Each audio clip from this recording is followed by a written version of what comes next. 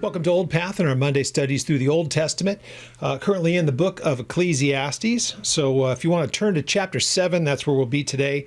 We're going to go ahead and complete this chapter. And you're going to notice, if you've been studying with us all along, and if you're kind of familiar with the way that the first chapters have been presented, just as soon as we got out of Proverbs, you could kind of tell it has much of the same, I guess, I don't know if I don't want to call it a dark look at the human existence, but you can definitely see in Solomon there is an element of him that you really get a lot of frustration. You can see that there are things that have really driven him to the point where he's frustrated with a whole lot of different things, and you kind of get a glimpse of that a little bit in the book of Proverbs. In chapter 7 here in Ecclesiastes, you're going to notice that he does kind of the same rhetorical things that he does in the book of Proverbs, where he'll say there is this and there is that. He'll do that comparison. What's different here in chapter 7 is one of those places where you'll see he sets up the extremes one end or the other, but here he has commentary to it. So if you go back and review the book of Proverbs, you'll see his assessment of things, but he doesn't give much in the way of commentary. So you may very well be able to make the case then that much of what he is talking about in Ecclesiastes goes back not just in recent times to when he's writing Ecclesiastes, but over a lifetime.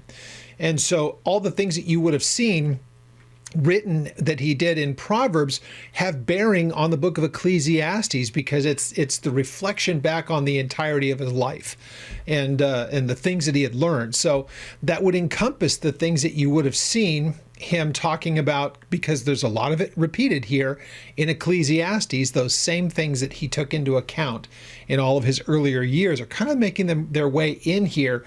But again, different in this is that he makes some conclusions to it. It's that therefore moment. So often in Proverbs, you'll hear him say, a fool does this, but a wise man does that.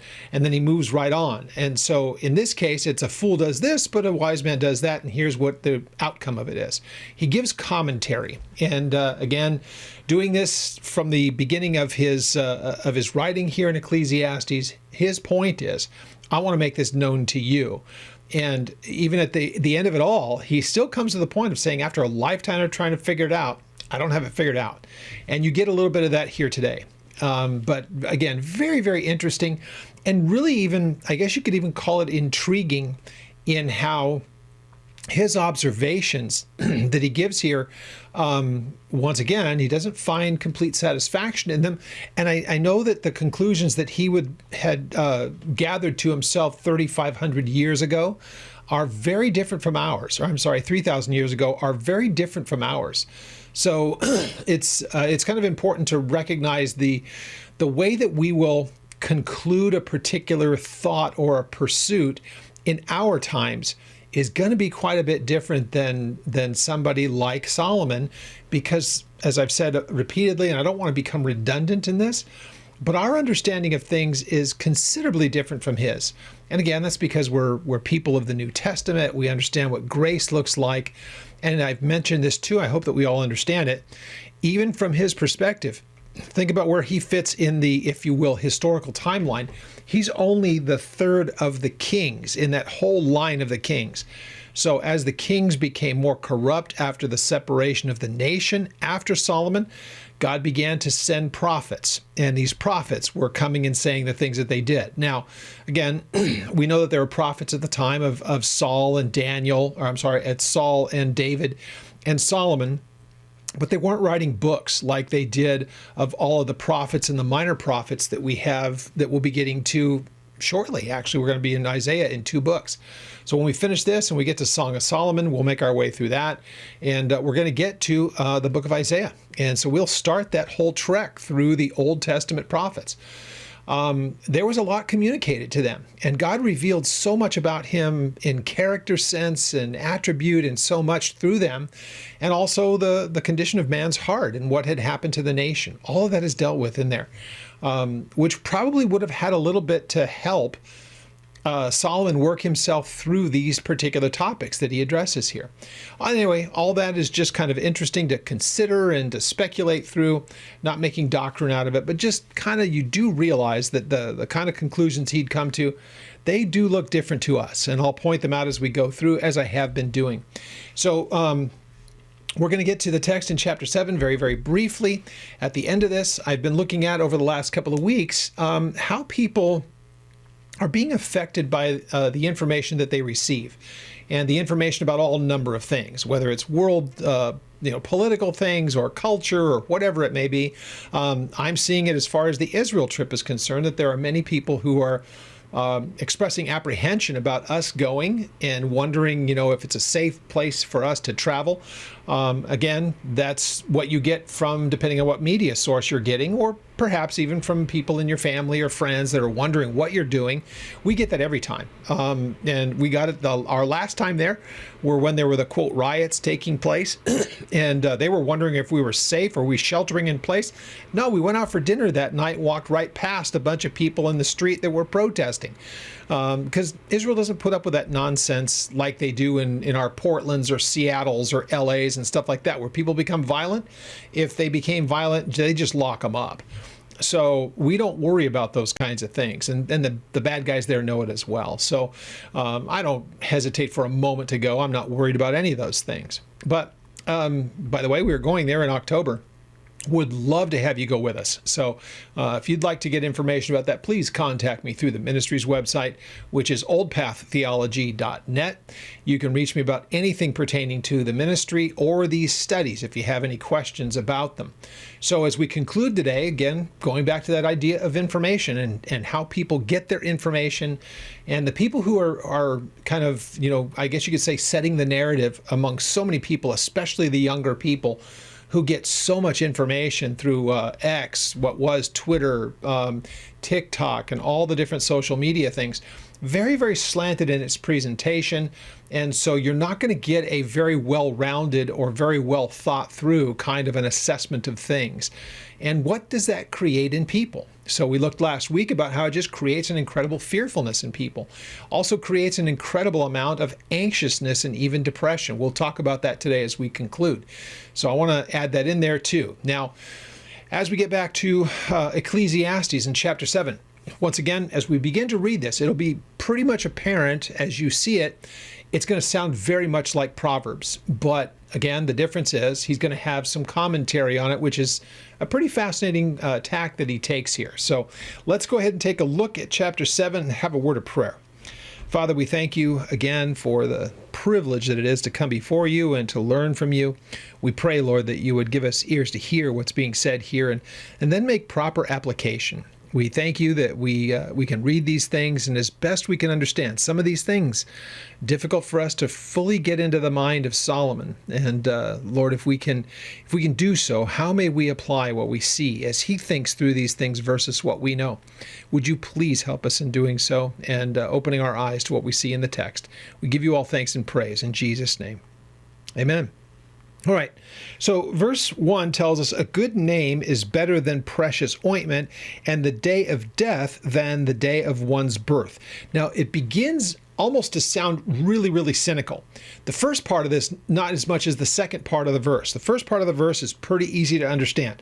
Having a good name, kind of a reputation type of thing. When people speak your name, what is it that they say of you? Is it favorable and is it good? He says that's even better than some kind of even a costly ointment. What would you prefer to have? Something that had great value in the physical, monetary sense, or would you rather have a good reputation and a good name among people when they talk about you, there's nothing that they say unfavorable? Now, the second part of this almost goes back, and it could almost sound as though, like what he saw last week, it sounded so defeatist, that it would be better that a person were never born than to go through life with all kinds of things and yet never really understand what it's all about, only live foolishly and do the wrong things with it. It's better that they were never born. Well, here it says, and a day of death better is that than the day of one's birth. Now, if we're looking at it as him just being completely cynical and the fatalist kind of a view of it, that might fit, but he's doing this a little bit more. This is a little different in the way that he's viewing these things. The point could be made, and I believe it's where he's going, is to say it's better at the end of someone's life because of what you've learned and what you've experienced and what you can know of life. You have no such experience at the moment when you're born, but as you go to your end of life, you've taken in an entire lifetime. Now, again, it assumes some things. And you would say to him, well, what about the people that you had talked about, that it's better that they had never been born? How do you reconcile this verse here with what you said in the last chapter? And his point was the last chapter was a miserable human being. In this case, not a miserable human being. There's nothing that's said about this particular person being miserable. It's rather that they've got that good name, and it's better at the end of their life because of that good name. Now, he says this, better to go to the house of mourning than to the house of feasting, for that is the end of all men, and the living will take it to heart. So the point is, once again, you can just go through life of just pursuing all the things of just that are happiness, and you really won't learn anything from it. And yeah, there are times that you learn a great deal from very difficult times. So this is his assessment. It's better to go through life and have adversity from time to time and learn from it than to have a whole life of no consequence and no difficulty, but learn nothing in the process. So it won't be for a well-rounded person. Now, I don't know that that person exists, there's never been any kind of trouble in their life. Everybody does. But his point is, it's better to have this, if you will, mixture. And he's going to have a few times where he kind of hints around these same types of topics as we go through this. So he says, sorrow is better than laughter, for by sad countenance the heart is made better. Again, you learn from these things. Now, nobody likes going through it. And Paul would talk about that, those trials, and James does as well. The things of our trials and our difficulties really create a character in us. They produce patience and a variety of other things. So they have their reason for being, and God allows them for a reason. What can you learn from them? Do you just resent that they come around? We may not be happy that they come, but we can say the outcome of it, what we can learn of God, and why does he allow us to go through it, and what is the meaning of this, and why does it matter? All of those things are important for us to try to determine as we go through it. So this is along those same lines. So he says, again, verse 3, sorrow is better than laughter, for by it a sad countenance the heart is made better.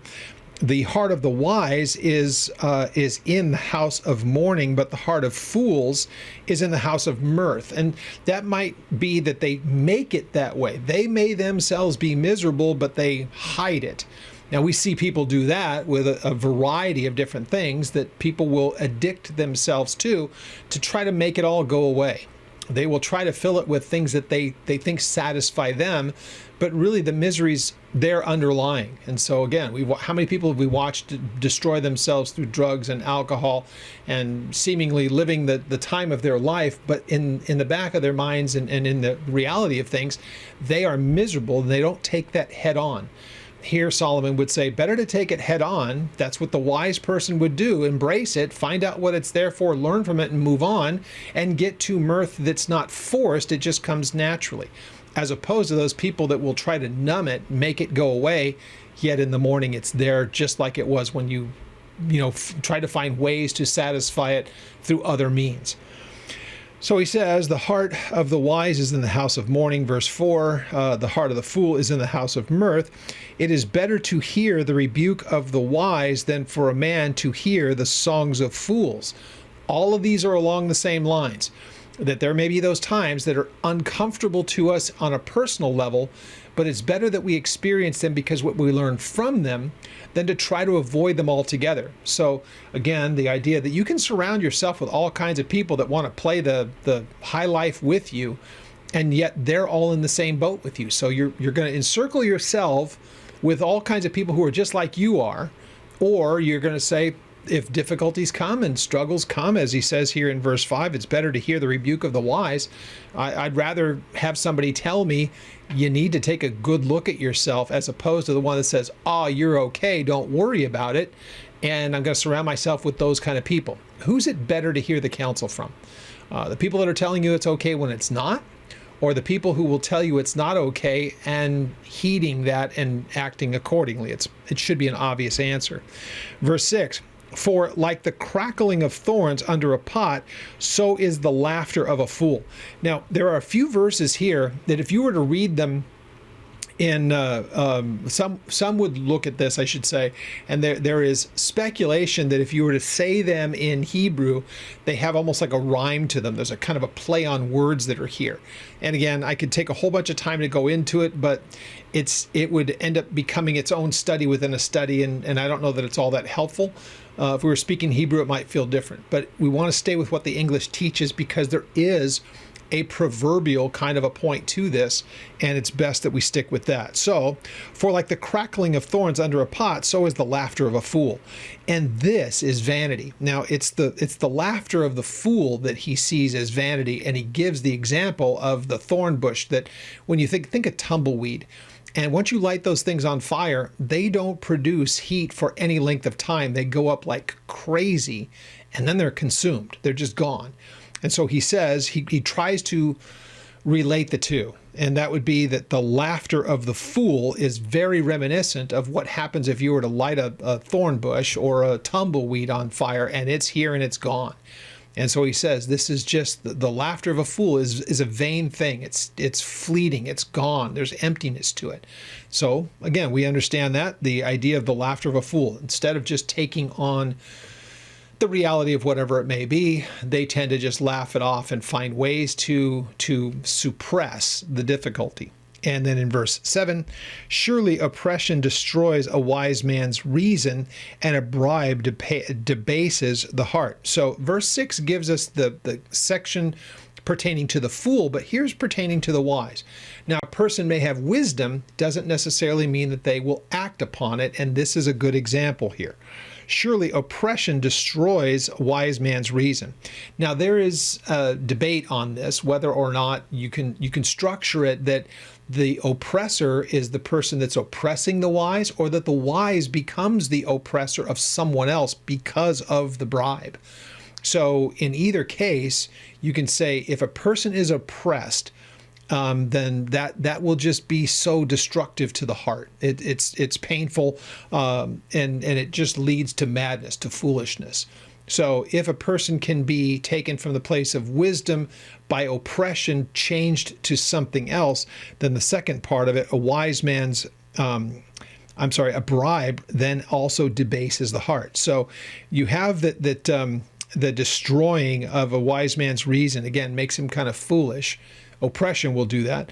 And then also a bribe will debase his heart if he receives it or if he offers it.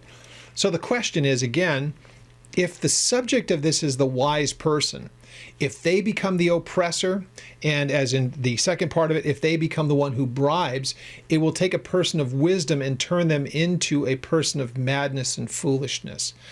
And at the same time, if a person is wise, but he's constantly in the place of oppression, it is hurting to it's madness to the soul. It's harmful. And again, the same thing. If a bribe is taken as way against him, there's obviously it's going to create that kind of oppression. So it just depends on how you read it, and you can make application to it either direction by other places in the text. You see wise people who turn the wrong way, and Solomon's a great example, though I don't see him doing bribery or anything else. But he will tell you he had all the wisdom in the world, but he didn't act upon it. So the idea of bribes are something that are all throughout the Old Testament, especially in the law, as prohibited actions.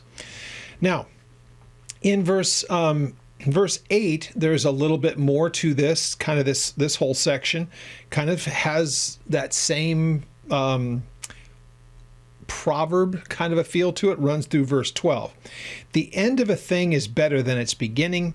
The patient in spirit is better than the proud in spirit. So the end of a thing is better than its beginning, which goes along with something that he said a little bit earlier, because of what can be learned from it.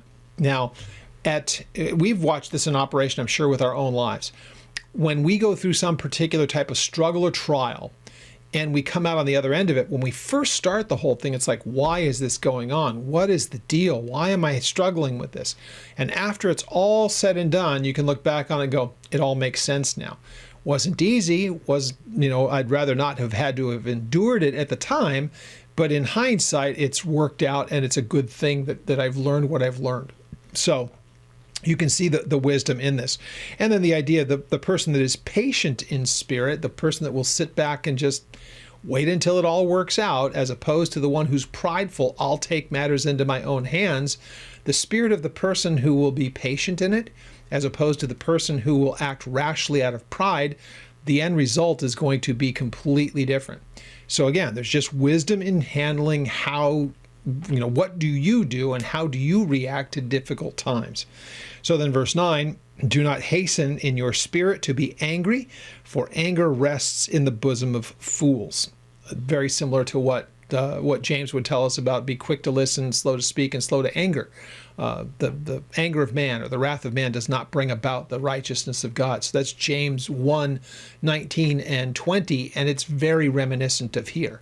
And just notice he's putting these things out as you have an option here.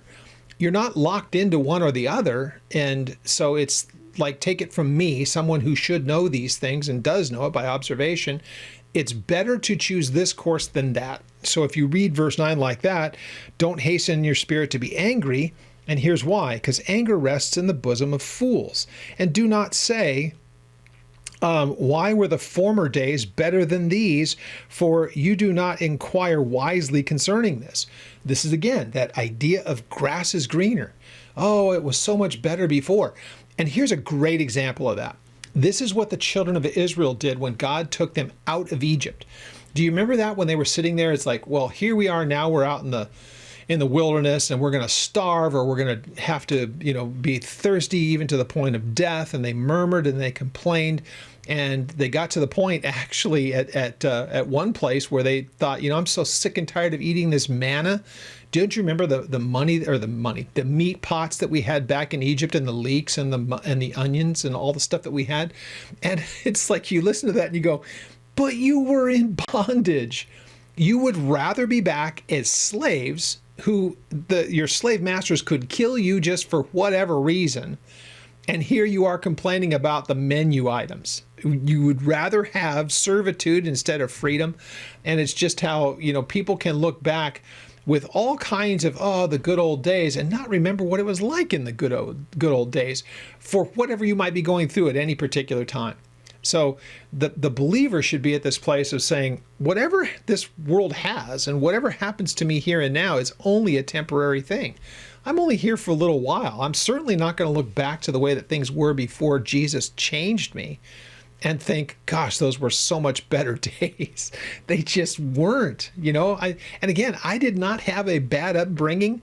At 20 or so when I got saved, my life was good. I didn't have a problem with it. I loved what I did, and, was just kind of living life and doing what everybody else does. But when you come to meet Jesus face to face, and he actually offers you a different life entirely, and a whole different schedule, if you will, of priorities and what's important and what's not, and that he starts to show you what his will is for your life by revealing it through his word and the Holy Spirit, man, there's nothing to go back to. And why we even try to embrace bits and pieces of it defies explanation. And yet, all of us struggle with it at some point. There are those times when, we will think back and play that game or whatever else the case may be, but those should be few and far between and fleeting, and don't spend much time in them. The idea that I would live my life like I did before I was saved, insane. So, verse 11, wisdom is good with an inheritance and profitable to those who see the sun. Now, profitable to those who see the sun is just mankind. The ones who see the sun, it's all those people. His point is, if you're going to come into inheritance, or if you have things of wealth, it's better to have wisdom along with those. Because a person who has a whole lot of money, or comes into an inheritance or a whole lot of money and doesn't have any wisdom, is going to be like those people that you read about from time to time who win some big lottery settlement, and man, you look at their lives 6 months later and they're worse off than before, because now they've got money and they're still the same knucklehead they were before they won the lottery. This is kind of, you can see it's best if you're going to come into some kind of wealth, it's best if you have wisdom with it as well. And so again, just observations that Solomon makes through time. And these ones sound very much like the book of Proverbs, but he has a lot more commentary, obviously, as I've been showing you. So, wisdom is good with an inheritance and profitable to those who see the sun. So wisdom is what's profitable to man. And if there is money involved or an inheritance, good thing that you have wisdom so that you don't just say, I got lots of money, I'm going to indulge myself, which again is what you see oftentimes with lottery people.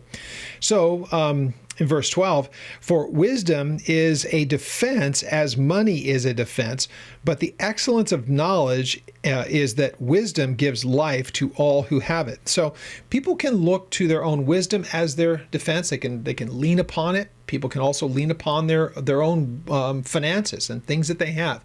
That can be their security. And here he says, going back to the two, wisdom or money, but the excellence of knowledge, that going along with the wisdom, is that wisdom gives life to those who have it. So knowing that truth, what would you rather have, wisdom or finances? You can use either one of them to lean back on. Well, finances can be taken away. Wisdom, if it's applied, the knowledge of that is that wisdom will always be the better of the two options. So then verse 13, now consider the work. You can see there's a change in thought here, and I love this.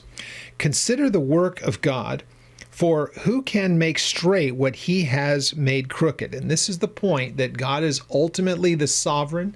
He's the one who is ultimately in control, and it's better to be looking to him rather than to try to figure it out on your own. This is, again, a good reminder to those people who, depending on to what degree they believe, you hear a lot of it in the Christian churches about decreeing this and claiming that, and all of the stuff that you hear of the hyper-charismatic movements. And they're not always necessarily the hyper-charismatics. It has this trickle-down effect to people who believe that if we trust and believe things by faith, then they should be able to manifest.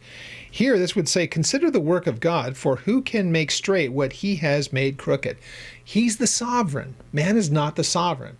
No matter what you do, you can't change the course of things unless we can make the case that you can move his heart and mind by prayer, but man's not going to be correcting something that God has put in place. So again, just an interesting thing, always going back to the sovereignty of God. And again, wouldn't it be great if Solomon were here right in front of us and we could say, hey, let's work through this book with you, Solomon. Let's look back 3,000 years later and let's get your take on things knowing what you know now. It would be a fascinating conversation. Verse 14. Now, in the day of prosperity, be joyful, but in the day of adversity, consider. Surely God has appointed the one as well as the other, so that man can find out nothing that will come after him. Now, this has created so much trouble in people's hearts and minds about trying to figure out what this means. And really, is it also kind of focused on the fact that maybe Solomon doesn't have necessarily a great grasp of what is the eternal, because it does seem that he's pointing to the idea of the eternal of things, and it's to him much more unknown. This we know for sure. What comes after this life is far better known to us here and now than it ever could have been to him in his time, because of what God had revealed. Now, David knew it. David knew that there was an eternal life, as did Job. And both of those guys predate Solomon. So it's not like Solomon's questioning what comes in the hereafter. It's, in his mind, it's kind of the unknowable about it. And so the idea that you don't see it coming when good or bad happens to you, and that's just kind of one of those things. It comes and everything happens as it does. You won't know necessarily with the same kind of detail, or you can't really live in the expectation, seemingly what he's saying, of what's going to have to happen to you thereafter. Now, what do you do with that information? You know, should it be a situation where you just become kind of like throw your hands up in the air and don't worry about it anymore and don't pay attention to it? I don't think he'd be making that case. But is it the futility that he sees in people trying to figure everything out when there are things that are so unknowable, and you notice it in the world around you, which is what he talks about in the first part. In the day of prosperity, be joyful, but in the day of adversity, also consider. Surely God has appointed one as well as the other. So whatever it is that befalls you, it should not dictate to you how you walk with God in it, because God owes you nothing. And it is unlike what you hear in some churches. He doesn't owe you anything. Now, what that would help us in understanding that whatever we may get is just a blessing, and we should be thankful to him for it, but we don't come with that expectation. And I remember my pastor saying this years ago, when he went into a missions trip to Russia, not long after the fall of the Soviet Union. He looked at the people who were there, who had lived under that horrible communism for those decade after decade, and the soul robbing that it does of the human, that he looked at them and he goes, you could just see it in their eyes. There was nothing there. But the believers, the ones who had come to know Jesus, out of that group, there was a life in them. There was a life in their eyes. There was a countenance to them. There was an excitement and a joy you didn't see in everyone else. And it's an interesting thing that's kind of a microcosm example of much of what Solomon's talking about here, that a person ought to consider that whatever happens, the good or the bad, it doesn't happen without God's notice. And again, it should get us to the point of just saying this idea of expectation, everything is going to happen as it's going to happen. God is going to allow for either one of those things, and it's not for us to get locked up in the particulars of any one particular time. Interestingly enough, though, we would all come to the different conclusion of the closing part of this, because God has revealed so much to us that we can say we do know what's coming next, at least in the big picture. The timing of it is unknown to us. Some of it is so beyond the human ability to fully grasp that it's hard for us to understand eternity and try to take into account all those things. But given that we do know what's coming, it really does help with the here and now of the good days and the bad. I rejoice in the good days. Thank you, God, for your blessing. This is a time of difficulty. Lord, I trust you for your grace to help me through it. And again, this is not my home. I'm not here forever. How much different does that sound when you think of what Jesus teaches in chapter 17, when he says the things that he says there as he prays for us about not being of this world, and that they would be gathered to us, speaking to the Father, that those who have trusted in him would be gathered to us. Man, it's just some amazing, amazing stuff. So here Solomon says, again, another change in paragraph, I have seen everything in my days of vanity.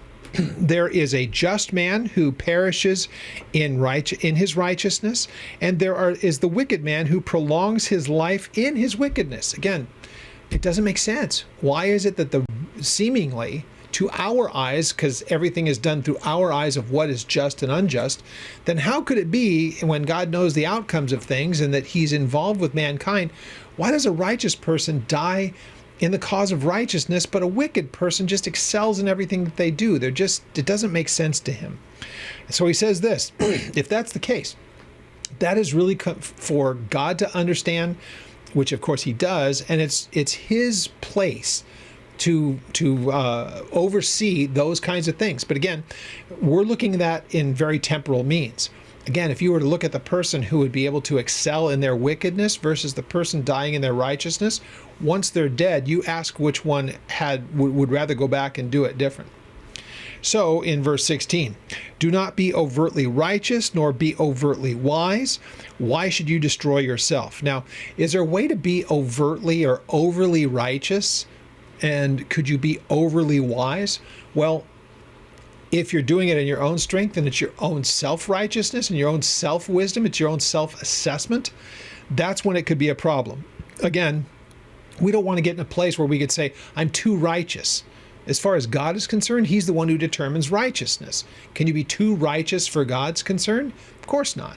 Can you be too righteous in your own eyes and assess yourself far too highly? Absolutely. So the same thing with wisdom. Considering yourself to be so wise, and yet you're just not. So why should you destroy yourself? Because you'll start to trust in your righteousness and wisdom, and it will lead to your own destruction because you've made a wrong assessment of yourself. Do not be overly wicked, nor be foolish. Why should you die before your time? So again, the idea of, in this case, don't be overtly wicked. You should be wicked in any case. His point is pursuing after it is kind of more the issue, and nor be foolish. So don't do those things. They will also lead to your destruction. Just as you would by trying to be overly righteous and wise, don't be over the top wicked and foolish. Again, the extremes are the issue here. So then verse 18, it is good that you grasp this and also not remove your hand from the other, for he who fears God will escape them all. And this again, don't stop paying attention to the extremes of assessment and of consumption. Don't move away from seeing those things. Hold on to them and keep them in front of you so that you don't fall victim to them. And then verse 19, wisdom strengthens the wise more than 10 rulers of the city. Again, that's the wisdom provided by God will give direction better than 10 counselors. And then there is not a just man on earth who does good and does not sin. This is something that you find Old and New Testament. So anybody who could say that they're good or sinless, that person doesn't exist. And I just love it because he says it so matter of fact, but any one of us would agree with that in complete agreement. So we see in verse 21, do not take to heart everything people say, lest you hear your servant cursing you, for many times also your own heart has known that even you have cursed others. And those two run together. So the first part is don't listen to it, because usually there's a bad motivation behind it. So the first part, don't take everything that people say to heart, because there's always an agenda, lest you hear your servant cursing you. So if you're going to pay attention to what people are saying about you, you're going to start to run into people who might say something about you that could be in your own heart hurtful. And then you're going to become angry with everyone else, all the while forgetting that for many times also your own heart has known that even you have cursed others. So you're going to want to hold others to a standard, considering that you're just as guilty as they are, and yet you're going to let it ruin any kind of relationship.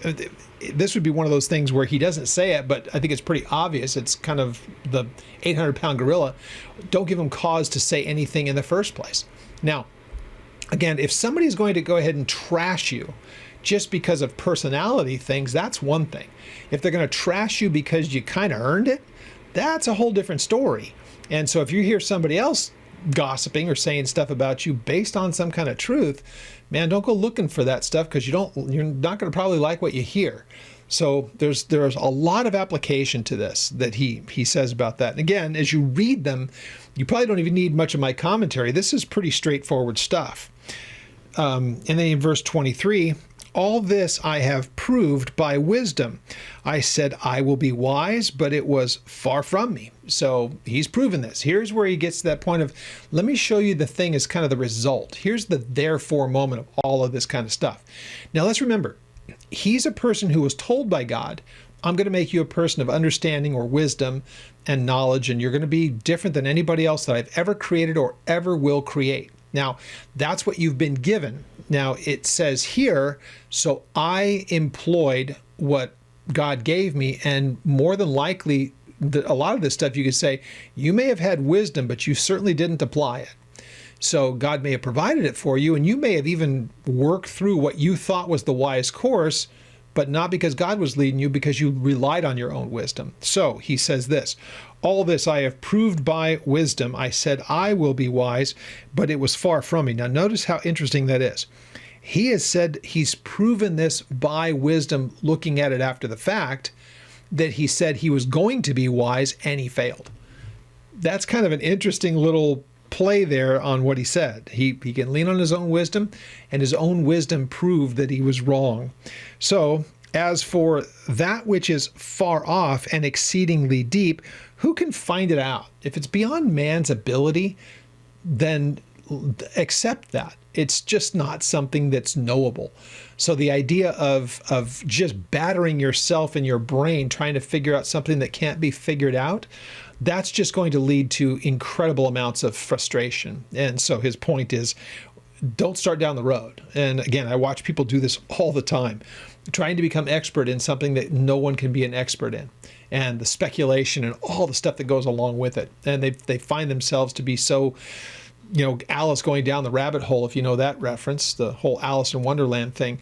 They become so consumed with trying to get to the bottom of something that really doesn't have a bottom. So interesting. So he says this: I applied my heart to know, to search and to seek out wisdom and reason of things, to know the wickedness of folly, even the foolishness and the madness. And I find more bitter than death the woman whose heart is snares and nets, whose hands are fetters, and who pleases God shall escape from her. This is very, very much like Proverbs. Now, interestingly enough, he's the one who says to his sons in Proverbs to avoid these kinds of women, and here's the things that he has to say. Now let's remember, he's writing this from a man's perspective, whether it's Proverbs or Ecclesiastes, as he gives his life's thing here.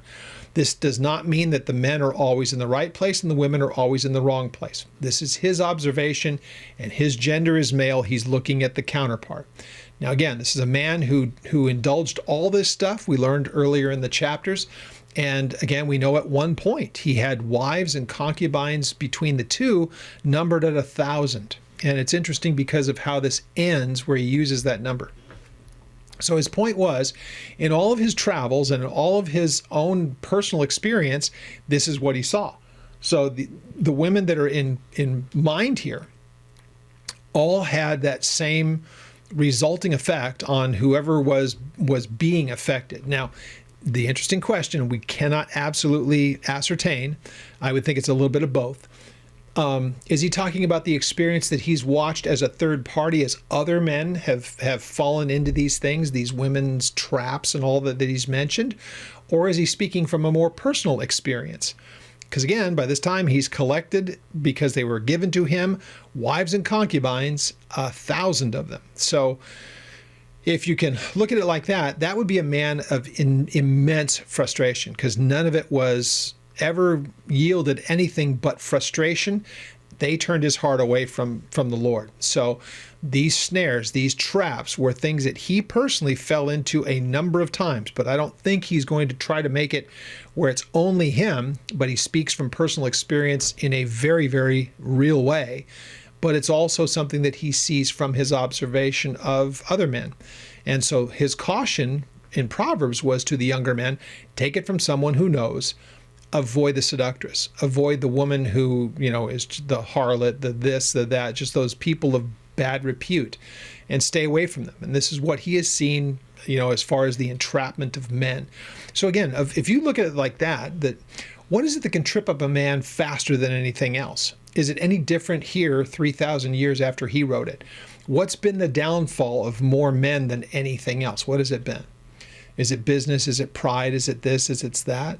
Well, sometimes that can lead right into it, but you see marriages and men's lives brought to ruin because of bad decisions that they've made through infidelity. Now, younger people, different story. I mean, we're talking about married people here, or those who are supposed to be given to one. Well, if that's the case, you could say others would be a complete snare and a trap, and we watch it happen all the time.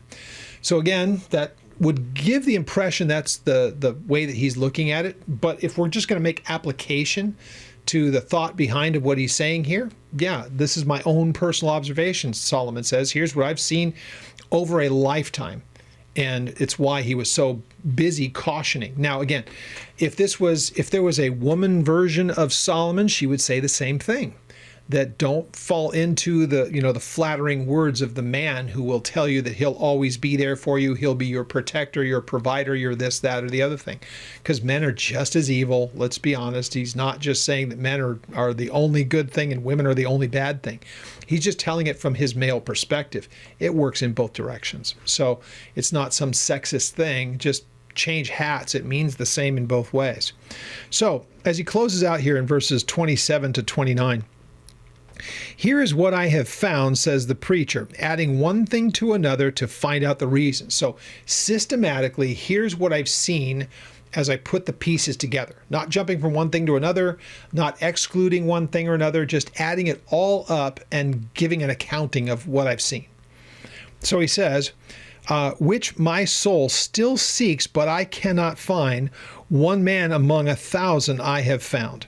So his point was, even in my pursuit, now there's some view of this that he's only found 1 in 1,000, or that the pursuit was just, could I even find 1 in 1,000? And yet there's a futility to this. And so, again, depends on who you're reading and how they take it. The language is not absolutely perfect for us to know for sure one way or the other.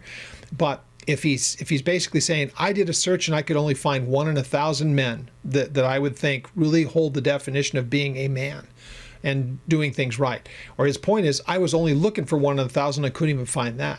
Because that's what he says of the women in verse 29. Truly, this only I have found that God, the second part of verse 28. 1 man in 1,000 I have found, but a woman among all these I have not found. So kind of same thing. Now, that second clause kind of favors the idea that he did find someone, but in his travels with the ones he encountered. Doesn't mean she's not out there, but he's never encountered her. So again, depends on what view you're looking at this. As he said, I looked through 1,000 men and 1,000 women. I found one guy, but I didn't find any women at all. Now, is the 1,000 that he's mentioning because he had those 1,000 wives and concubines? Is that why the number is picked? Or is he saying it more like the euphemism that we use, oh, that's a 1 in 1,000 or a 1 in a million or 1 in whatever, just because it's so rare is his point. So we can get past the idea that he's trying to make some, one gender's better than the other. It's not the point. The point is the rarity of someone who's worthy of the name. This is a woman. This is a man that would fit what should be the prototype. Who is there that would look at that? And the idea that he finds one is kind of interesting, and it's caused some to speculate that God really led him to that point of coming to the conclusion that one could be found because it was speaking in the prophetic sense of Jesus.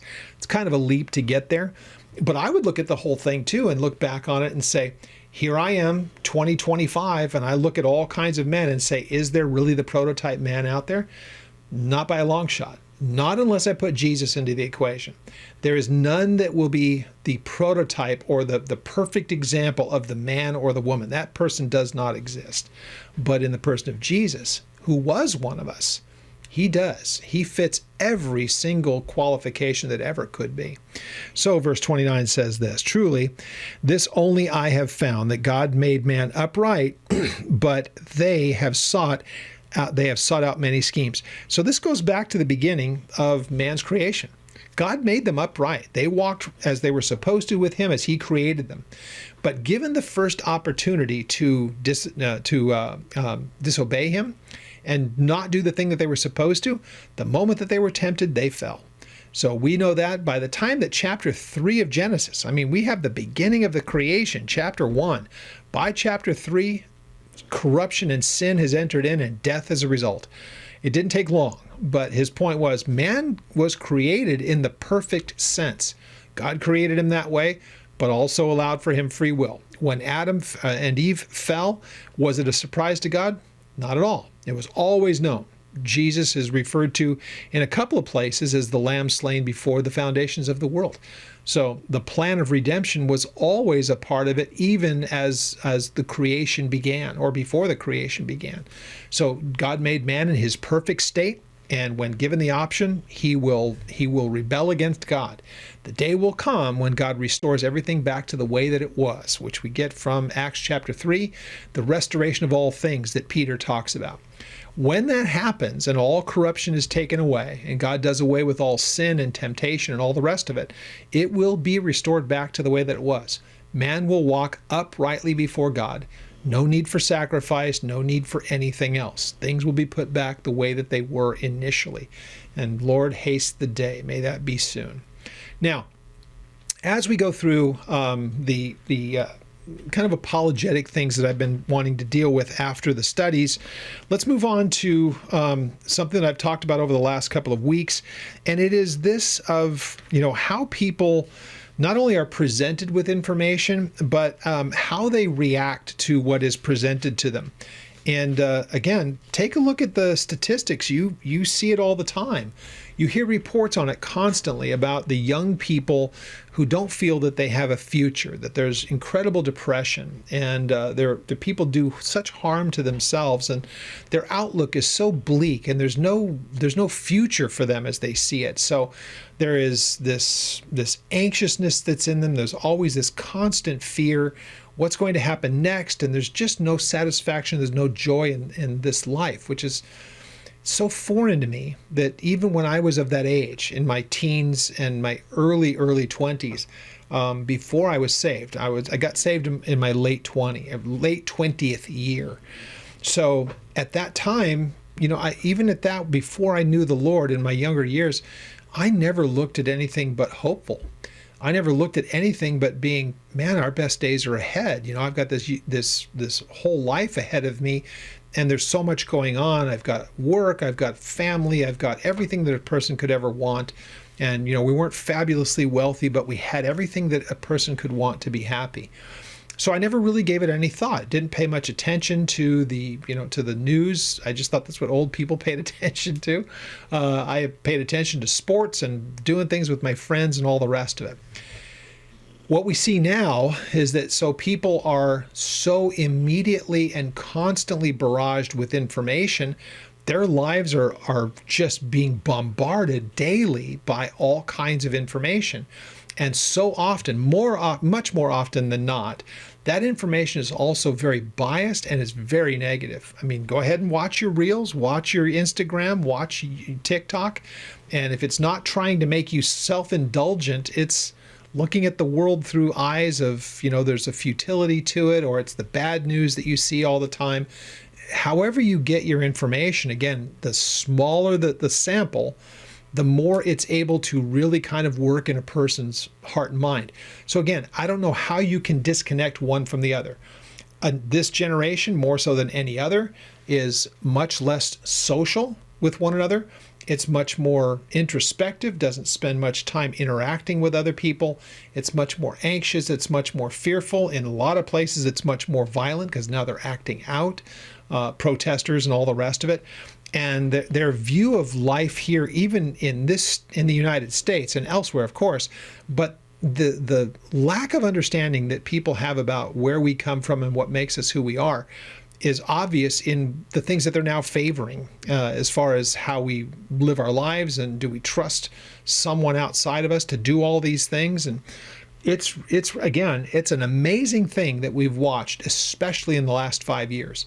What we watched when there was a health crisis that gripped the world, and how people changed through that, and how information was put out and it couldn't be questioned. If you did question it, you were in all kinds of potential hot water. We watched it take place. But we can move on day to day and maybe somehow forget that. So again, people, I see it all the time around me. They're still anxious. I still see people wearing masks. I still see people doing a lot of the things that were done during those really dark times, of the first couple of years of the 20s, the 2020s. It just seems like you can manipulate people to an action based on the information that you give to them. So again, if we look at just society, I would ask the question, do you see people more anxious than you remember seeing them ever before? And I think the obvious answer is yes. So again, this is that thing that as we looked at last week, do I see people more fearful than ever before? Absolutely. More afraid of everything like I've never seen before. Do I see people more anxious than I've ever seen them before, and even depressed? Yes, I do. And so what does that have to say, considering that the Bible calls us not to those things? That tells me that the peace that there is supposed to be in a right relationship with God through his son Jesus is being taken from the lives of so many people, and they never get a chance to really experience it because they're so tied up in the here and now. They're not looking at the big picture of things. So what does the Bible have to say about being anxious? Let's turn to Philippians chapter 4, and we'll conclude with this today. In Philippians chapter 4, he says this. This is kind of like the antidote to it. So this is the assumption: people are anxious, and there are reasons for their anxiousness. So even at his time, people could be anxious. In our time, I have no doubt that the anxiousness is caused by personal things that people cannot seem to get along. Everybody's critical, everybody's angry. There seems to be such incredible division over just about anything that you can see. Violence, just so much everywhere that you look. Things are so incredibly negative, and it makes people very, very anxious. Me, I'm kind of looking at it and saying, this is kind of what I would expect before the Lord returns. Now, not saying it's going to be tomorrow, but I expect the world to be in a place of incredible turmoil by the time he comes, because that's going to be a very good way for the Antichrist to step in and start to have some answers. A world that's on edge at basically everywhere that you look and filled with fear seems pretty obvious. So here is what Paul would give you as the remedy for that. He would say, rejoice in the Lord always. Again, I say rejoice. He repeats himself. And so this rejoicing is the idea that you're able to find joy in what God has provided for you as you walk through life. The idea of seeing that I have an eternity settled. I have the Spirit dwelling in me. I have God's Word as my direction. I have fellowship with my brothers and sisters. And my relationship between myself and my Creator is as it should be.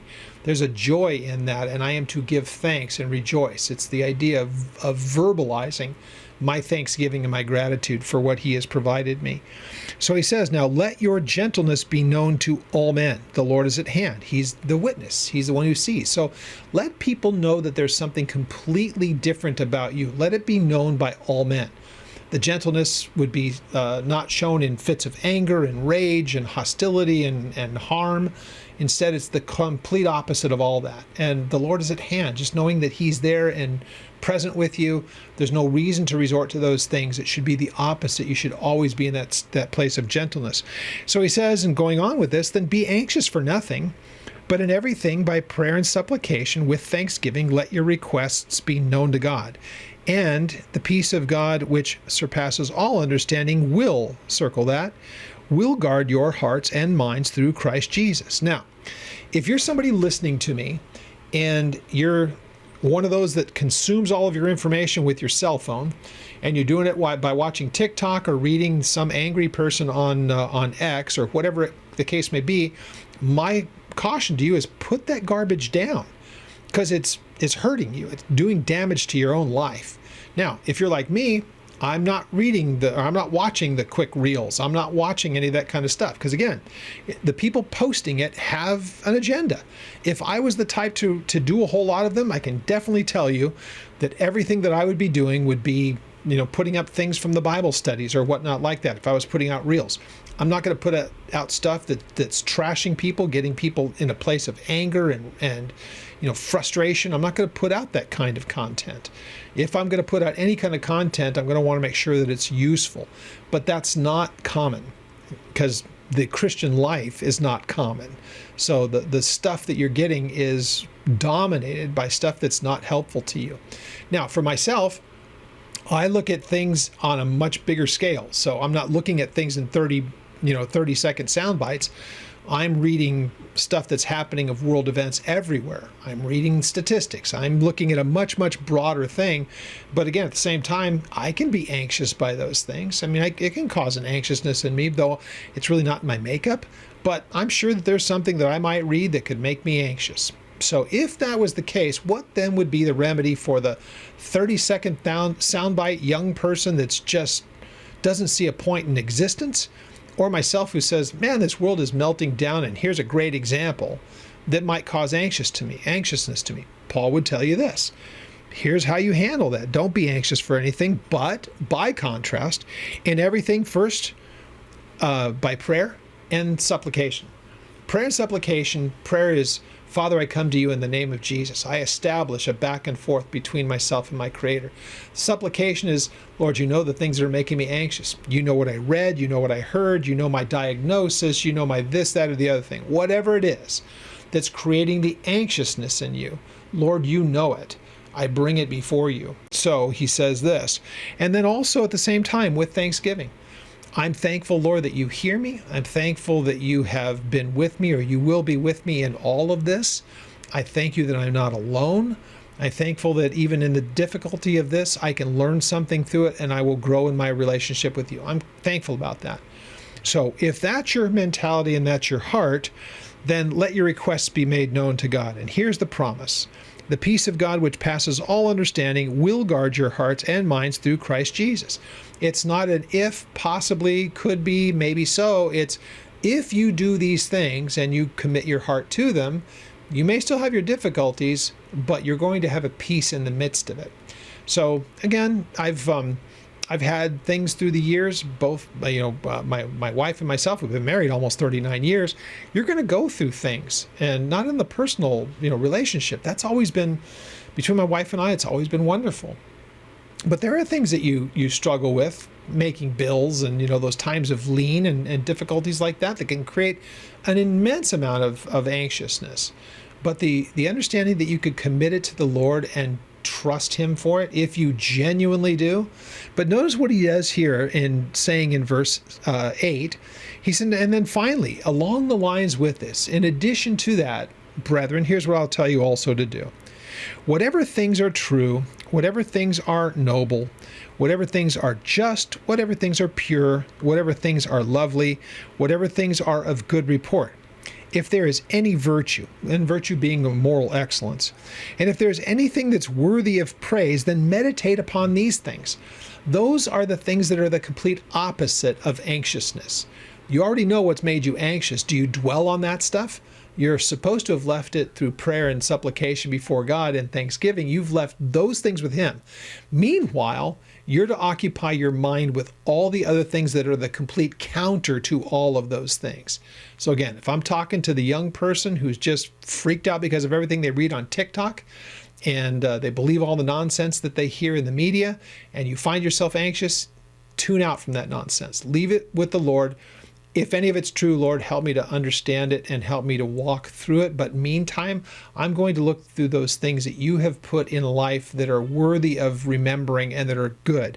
And he says, and the things which you have learned and received and you have heard and saw in me, these things do, and the God of peace will be with you. So to the church at Philippi, he puts himself out there as the example.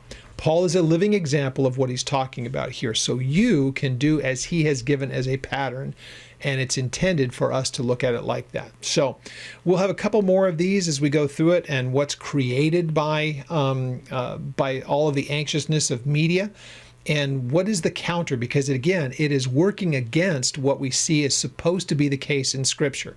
We are not supposed to be in a place of anxiousness. We are not supposed to be in a place of fear. Those kind of things are not supposed to be produced in the life of the believer.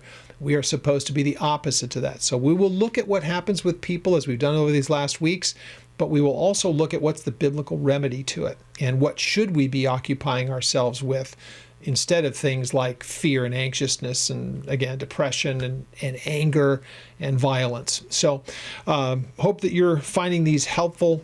Any comments are welcome in the YouTube channel. Love to hear from you, or contact me through the ministry website if you have any questions. And we will pick up at chapter 8 in Ecclesiastes next Monday.